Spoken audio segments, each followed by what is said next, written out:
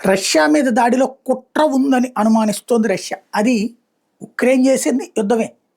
But 4000 కిలోమీటర్ల లోపలికి ఆ డ్రోన్లు రావాలంటే రష్యా లోపల ఉన్నవాళ్ళు సహకరించాలి. రష్యాలో ఇప్పటికే మనకి నక్సలైట్లు ఎట్లాగో అక్కడ తిరుగుబాటుదారుల వర్గం ఒకటి తయారైంది.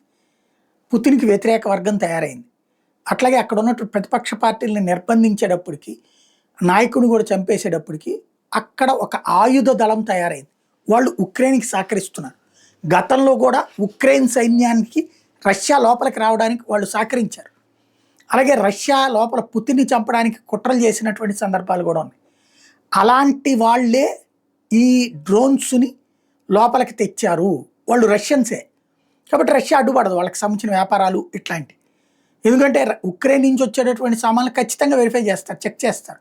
అట్లా తెలియకుండా వచ్చినాయి అంటే ఖచ్చితంగా స్థానికుల సహకారం ఉంది, స్థానికులైనటువంటి దేశద్రోహుల సహకారం ఉంది. వాళ్ళ ద్వారానే పర్టికులర్గా ఆ స్పాట్స్కి చేర్చగలిగారు అన్నటువంటిది రష్యా ప్రాథమికంగా తేల్చింది. ఇప్పుడు ఆ అంతర్గత ద్రోహులని పసిగట్టే పనిలో పడింది.